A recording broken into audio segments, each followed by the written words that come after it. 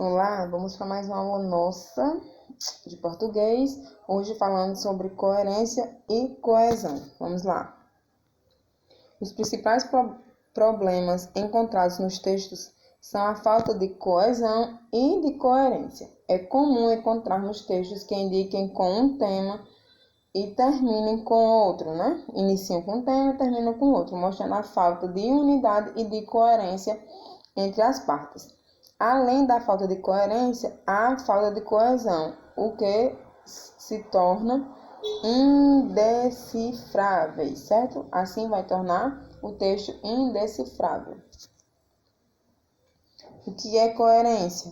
O conceito de coerência refere-se ao nexo entre ideias, acontecimentos, circunstâncias.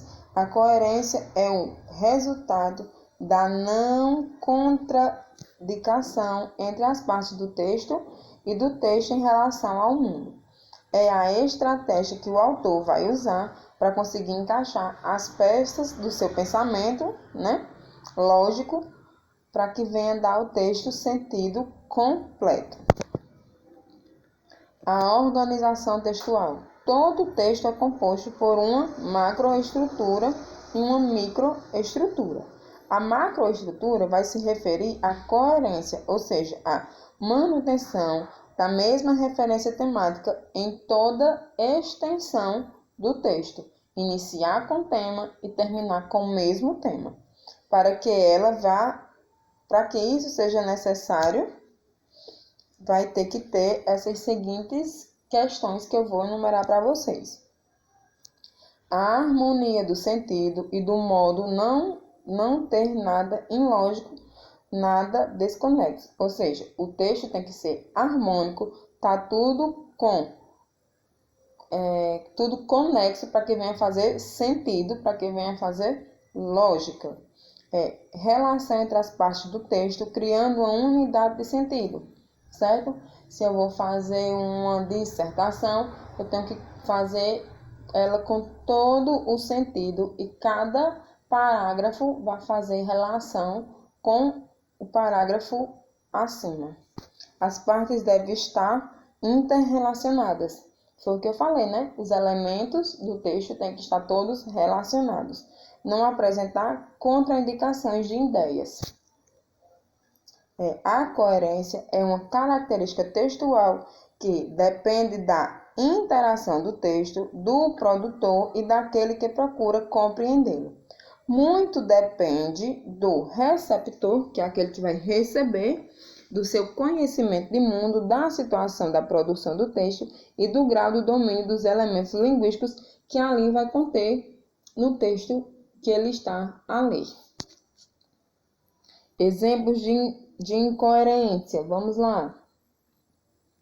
O quarto zagueiro, Edinho Baiano, do Paraná Clube, foi entrevistado por um repórter da Rádio Cidade. O Paraná tinha tomado um bailão de gols do Guarani de Campinas alguns dias antes. O repórter queria saber o que tinha acontecido e Dinho não teve dúvidas sobre os motivos. Como a gente já esperava, fomos surpreendidos pelo ataque do Guarani. Outro. Havia um menino muito magro que vendia amendoins numa esquina de uma das avenidas de São Paulo. Ele era tão fraquinho que mal podia carregar a cesta em que estavam os potinhos de amendoins.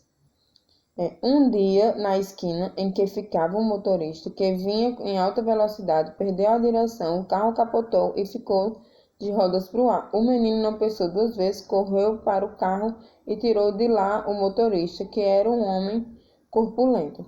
Agarrou-o até a calçada, parou o carro e levou o homem para o hospital. Assim salvou-lhe a vida. Outros exemplos de textos incoerentes em anúncios, né?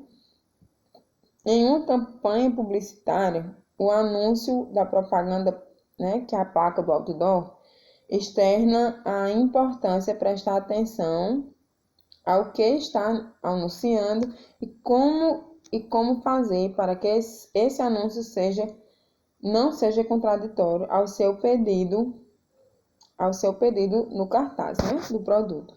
aberto todos os dias. Descanso semanal, terça-feira. Será que eles descansam trabalhando? Prestem atenção como está incoerente aí. Primeiro, coloca o primeiro fato em cima. Tem aberto todos os dias. Aí embaixo, descanso semanal, terça-feira. Aí a incoerência tá grande. Porque se está aberto todos os dias, como é que tem descanso semanal todo na terça-feira, né? Então, aí vem a pergunta. Será que eles descansam trabalhando? Não é assim? Outro. Talho aberto os dias e domingos. Domingo não é um dos dias da semana que é para se descansar, não é isso? Outro.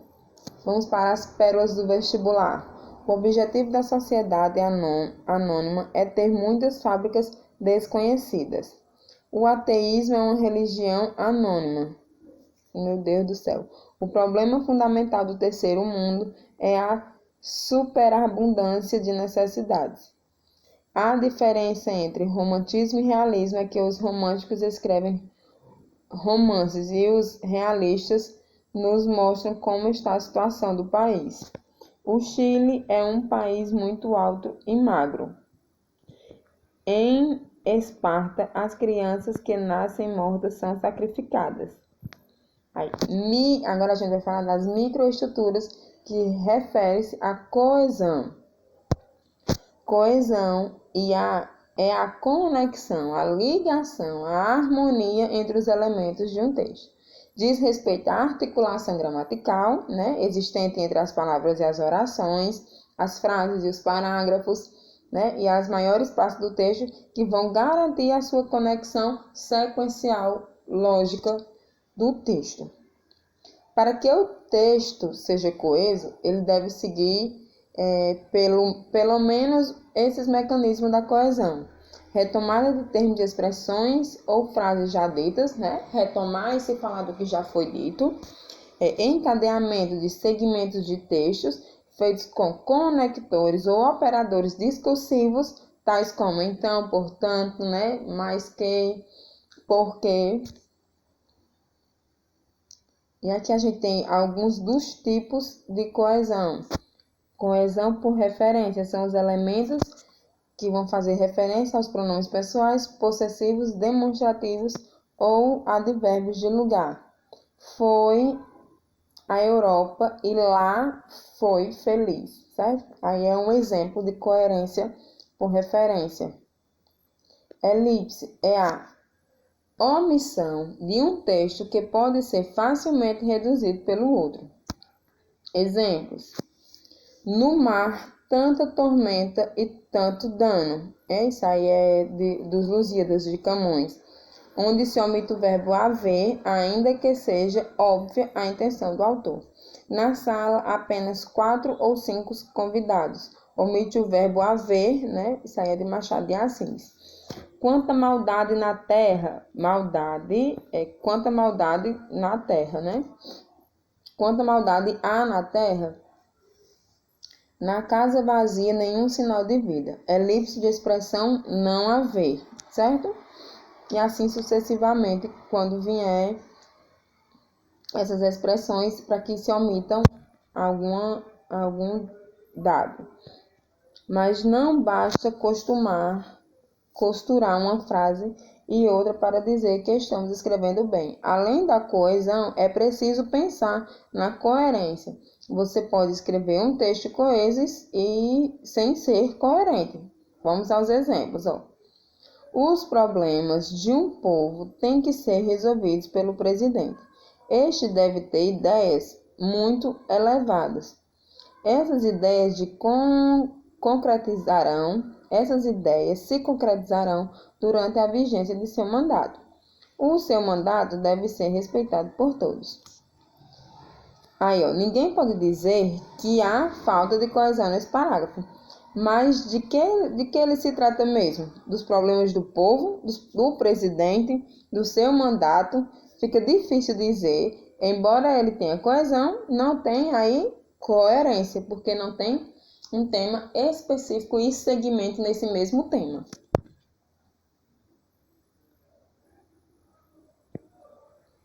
Ó, exemplo de um texto coeso. Vamos lá. Os sem terra fizeram um protesto em Brasília contra a política agrária do país, porque consideram injusta a atual distribuição de terras. Porém, o ministro da Agricultura considerou a manifestação um ato de rebeldia, uma vez que o projeto de retomada agrária pretende assentar milhares de sem terra. Certo? Aqui é um texto totalmente coeso e com coerência, certo? Textos sem elementos de coesão. Vamos ver como é que fica. É isso. Não tem mais jeito. Acabou. Boa sorte. Não tenho o que dizer.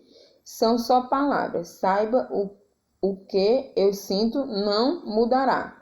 Aqui é um texto sem elementos coesos, certo? Poderíamos reescrevê-lo e mostrar ele de outra forma, deixar ele coeso, né? Se é só isso, então não tem mais jeito. Por isso acabou. Desejo-lhe boa sorte e não se preocupe. Não tem nada o que dizer, pois são palavras, são só palavras. Mas saiba que eu sinto por você não mudará. Certo? Pois essa foi a nossa aula falando sobre coesão e coerência, ok?